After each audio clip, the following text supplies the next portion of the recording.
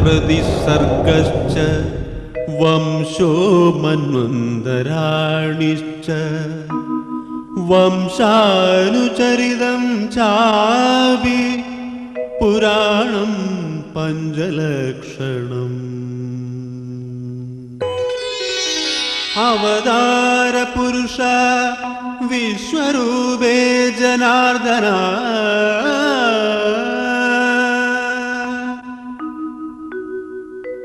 वामनारूपे जगत्स्वरूपे पुराण पुरुषो यज्ञ वामनारूपे जगत्स्वरूपे पुराण पुरुषो यज्ञ पुरुषोत्तम नरगान्धक जलशायी विश्वरूपो पुरुषोत्तम नरगान्धक जलशायी विश्वरूपो मुकुन्दो मुरमर्दन विष्णुनारायण कृष्णो वैकुण्ठो विष्टरश्रवः दामोदरो ऋषिकेश केशवो माधव वसुभुः विष्णुनारायण कृष्णो वैकुण्ठो विष्टरश्रवः दामोदरो ऋषिकेश केशवो माधव वसुभुः विष्णुनारायण कृष्णो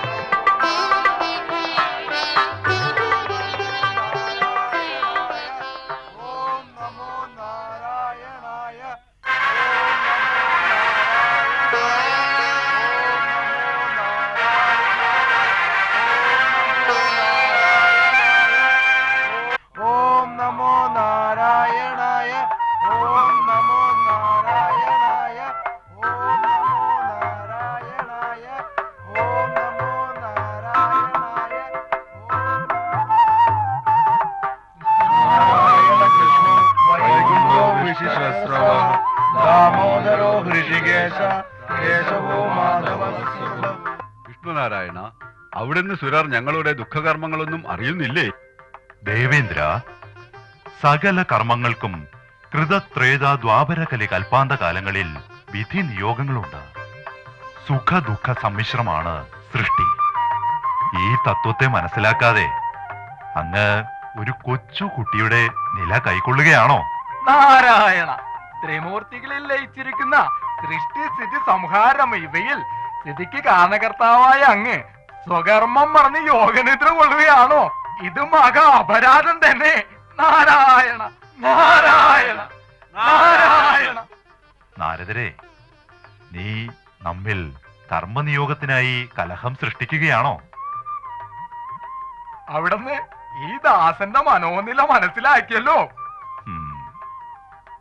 ബാലമുകുന്ദ, അവിടുത്തെ ഭക്തനായ പ്രഹ്ലാദന്റെ പൗത്രൻ മഹാബലി ദേവേന്ദ്രനായി ഈ മന്ത്രദ്രുമനിൽ നിന്നും സ്വർഗലോകം കൈയടക്കി ത്രിലോകങ്ങളിലും പ്രസിദ്ധനായി രാജഭരണം നടത്തുകയാണ്.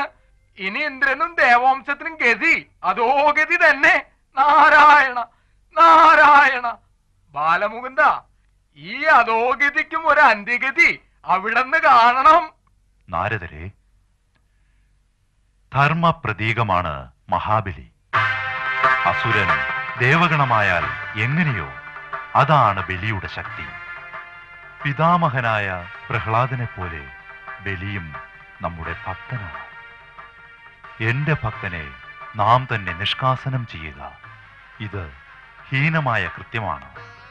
ഈ ഹീനകൃത്യ നിർവഹണത്തിനായി നാം അവതാരമെടുക്കേണ്ട കാലഹേതു സൃഷ്ടികർമ്മത്തിൽ ആഗതമായിരിക്കുന്നു. ധർമ്മം, ധർമ്മത്തിൽ ലയിക്കുന്ന മഹാസത്യം പ്രപഞ്ചം ദർശിക്കാൻ പോവുകയാണ്. ഭദ്രപദ മാസം ശുക്ലപക്ഷം ശ്രാവണ നക്ഷത്രത്തിൽ അഭിജിത് മുഹൂർത്തത്തിൽ നാം വാമനൻ എന്ന പേരിൽ കശ്യപ പ്രജാപതിയുടെയും അതിഥിയുടെയും പുത്രനായി ഭൂലോകത്തിൽ അവതരിക്കും.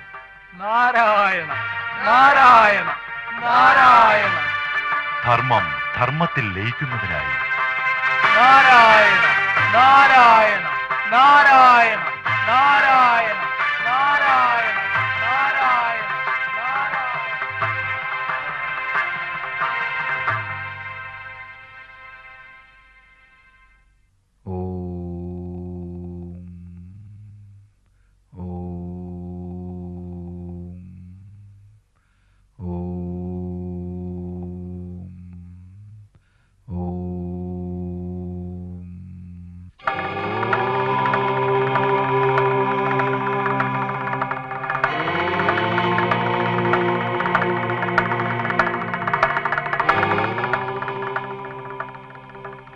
പ്രജാപതി കശ്യപന് അദിതി എന്ന ഭാര്യയിൽ ദേവന്മാരും ദിതി എന്ന ഭാര്യയിൽ അസുരഗണങ്ങളും ജനിക്കുകയുണ്ടായി.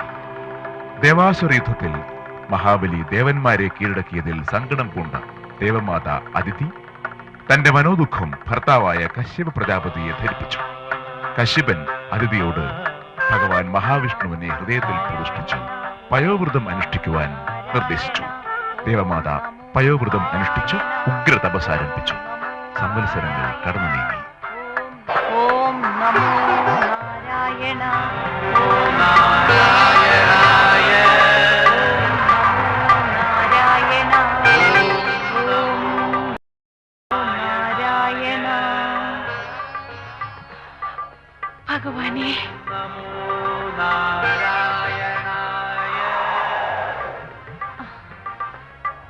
ദേവസ്വരൂപനെ, അവിടുത്തേക്ക് പ്രണാമം. പ്രണാമം. പ്രപഞ്ച പരിപാലകനായ വിശ്വരൂപേ, അവിടുത്തെ ദർശിച്ചതിൽ ഈയുള്ളവൾ ധന്യയായിരിക്കുന്നു. ദേവമാത, അവിടുന്ന് അനുഷ്ഠിച്ച പയോവ്രതത്തിൽ നാം സന്തുഷ്ടനായിരിക്കുന്നു. ആയതിനാൽ നാം കശ്യപ പ്രജാപതിയുടെ തപോവീര്യം മാതയുടെ ഗർഭത്തിൽ പ്രവേശിപ്പിച്ച് ഭവതിയുടെ പുത്രനായി അവതരിച്ച് മാതയുടെ മനോദുഃഖം അകറ്റി ദേവന്മാരെ സംരക്ഷിക്കുന്നതായിരിക്കും.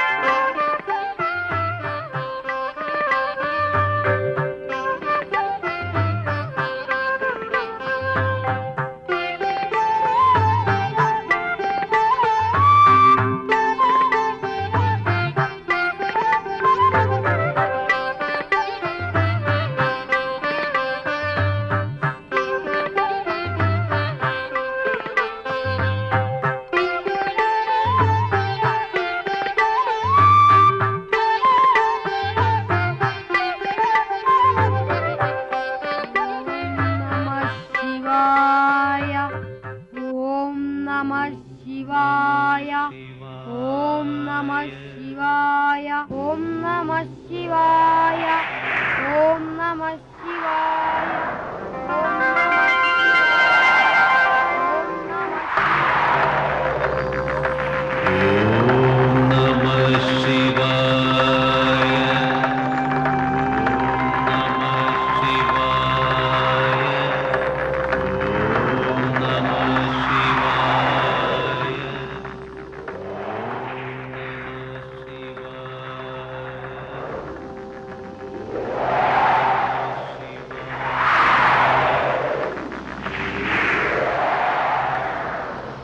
ദേവാ അനുഗ്രഹിച്ചാലും.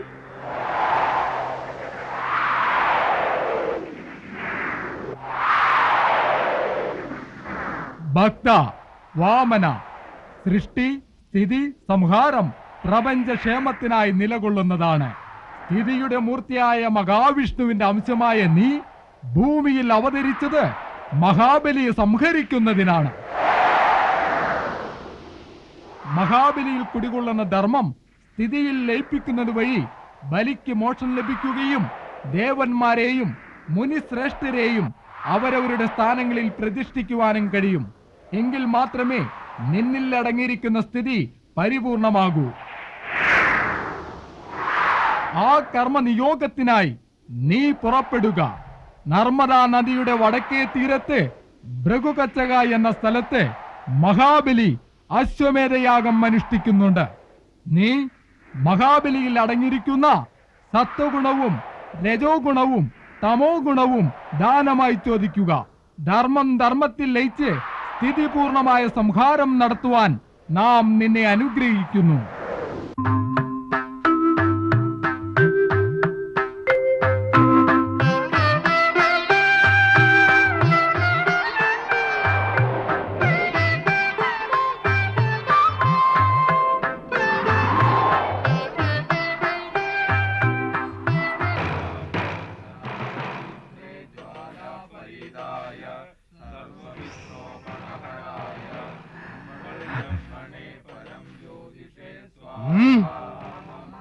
ഈ ആരാണ്?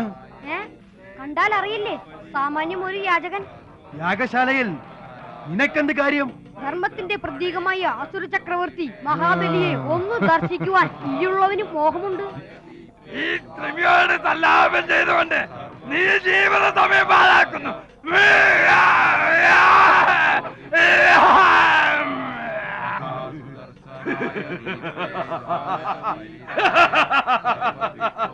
മഠയന്മാർ ചിരിക്കുന്നു. നിനക്കകത്തേക്ക് പ്രവേശിക്കാം. ശല്യം ചെയ്യരുത്. കൃമികളും പുഴുക്കളുമാണ് ശല്യക്കാരെന്ന് ശുക്രാചാര്യർ പറയാറുണ്ട്.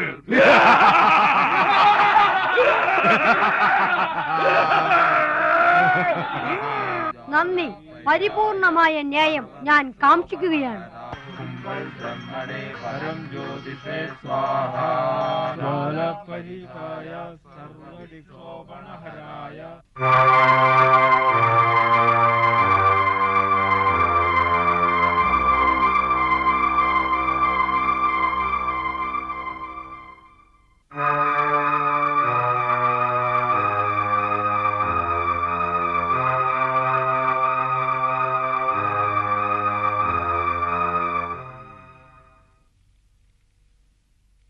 വാമനാരൂപേ ജഗത്സ്വരൂപേ പുരാണ പുരുഷോ യജ്ഞ.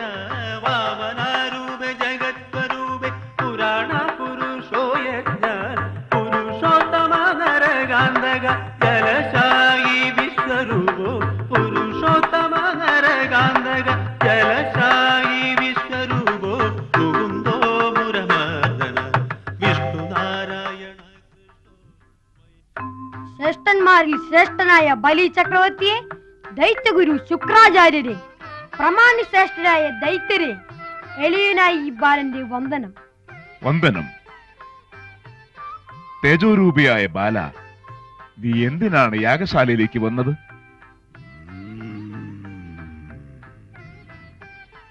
മഹാചക്രവർത്തി, അങ്ങ് സാധാരണക്കാരനായ ഈ ബാലനോട് ഇത്രയ്ക്കും മധുരമായ അന്വേഷണം നടത്തിയല്ലോ. അത്ഭുതം തന്നെ. അങ്ങയുടെ വിനയം അപാരം തന്നെ.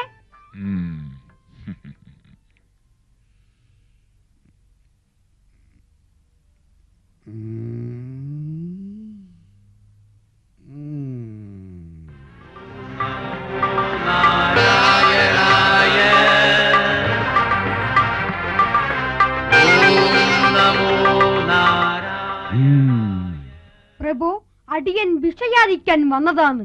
ഇടയനായ അടിയന് 3 അടി മണ്ണ് ദാനം ചെയ്താലും. കുമാര, 3 ലോകവും മടക്കി ഭരിക്കുന്ന ഞാൻ നിനക്ക് 3 അടി മണ്ണ് ദാനമായി തരണമത്രേ. രസകരം തന്നെ. വിചിത്രമായ ഭിക്ഷയാണ് നീ ചോദിച്ചിരിക്കുന്നത്.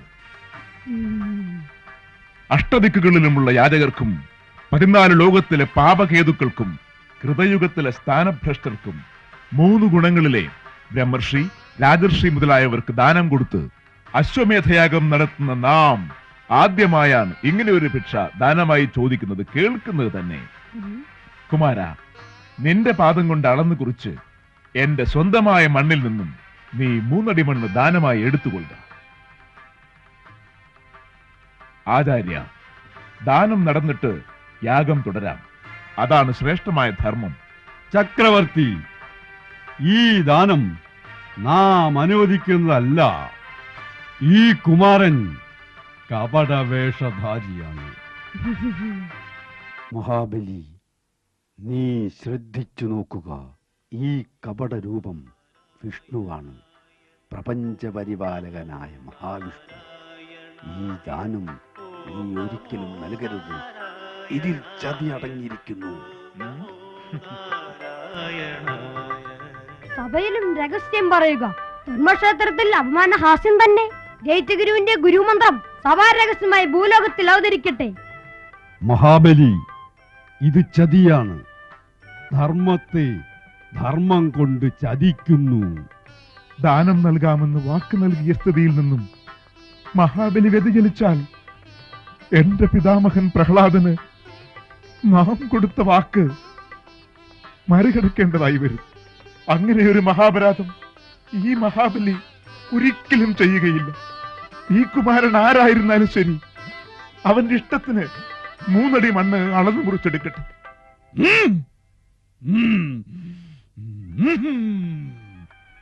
മഹാബലി, നീ പണ്ഡിതനാണെന്ന് സ്വയം അഹങ്കരിക്കുന്നു. ഗുരുവിനെ അനുസരണയില്ലാത്ത മൂഢൻ. നിന്റെ സകല ഐശ്വര്യങ്ങളും ഭവാവാജസ്യ സംഗതേ നശിക്കട്ടെ. ഗുരുവേ, ധർമ്മത്തിൽ നിന്ന് വ്യതിചലിക്കാതെയുള്ള രാജ്യഭരണം, അതാണ് പിതാമഹൻ പ്രഹ്ലാദന് നാം കൊടുത്ത വാക്ക്. അതങ്ങ് മറന്ന് ക്ഷണനേരം കൊണ്ട് അങ്ങ് എന്നെ ശപിച്ചിരിക്കുന്നു. അങ്ങയുടെ ശാപവാക്കുകളാൽ എല്ലാം അസ്തമിക്കുന്നതിന് മുൻപായി ഈ കുമാരന് ഞാൻ കൊടുത്ത വാക്ക് ഞാൻ പാലിക്കാൻ പോവുകയാണ്. അങ്ങ് എന്നോട് ക്ഷമിച്ചാലും. ഭവതി, ദാനധർമ്മം എന്ന ചടങ്ങ് നടക്കട്ടെ.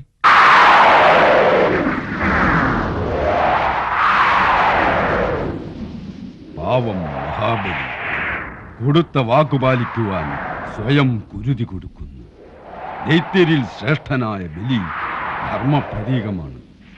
ആ ധർമ്മത്തെ പോലും ഭിക്ഷയുടെ രൂപത്തിൽ യാചിക്കുന്ന മഹാവിഷ്ണു ഈ കപട നാടകം അനുവദിച്ചുകൂടാ.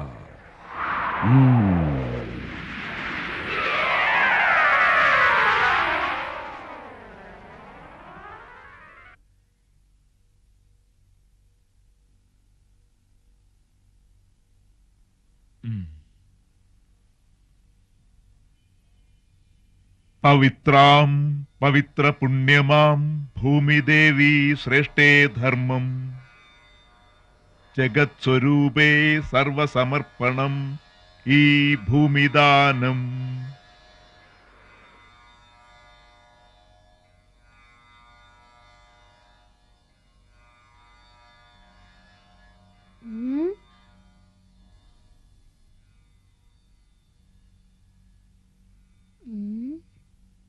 Mm-hmm. 「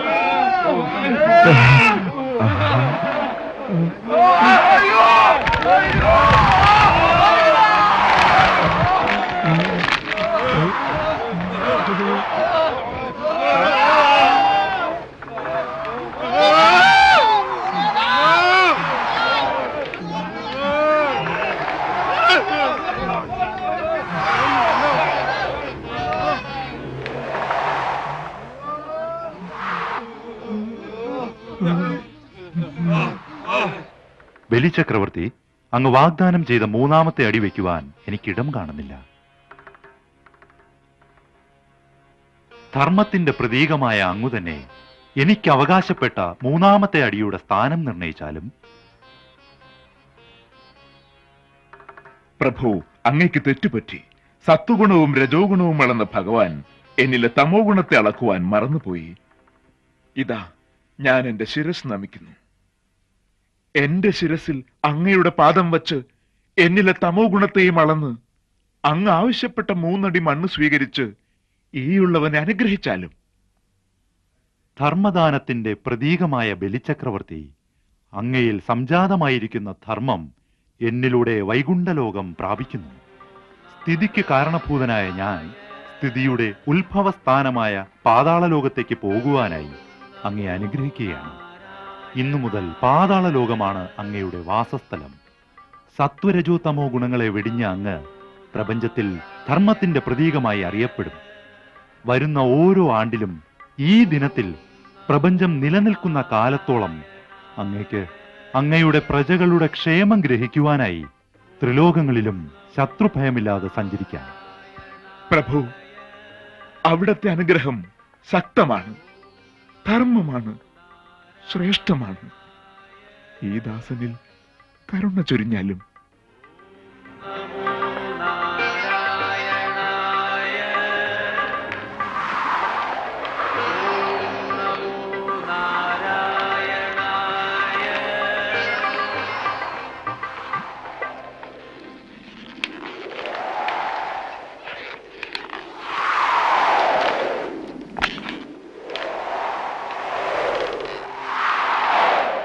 മഹാബലി, അങ്ങ് നമ്മെ സകല ജീവജാലങ്ങളുടെയും അന്തര്യാമിയായി കാണുക. പ്രപഞ്ചം എന്നിലാകുന്നു. എന്നിൽ നിന്നും അന്യമായി പ്രപഞ്ചത്തിൽ ഒന്നും തന്നെയില്ല. ജനനം ജീവിതമാകുന്നു. മരണം ആത്മമോക്ഷത്തിലേക്കുള്ള ജനനമാണ്. ഇതിലേക്കുള്ള വഴി ധർമ്മമാണ്. ആ ധർമ്മ പ്രതീകമാണ് അങ്ങ്.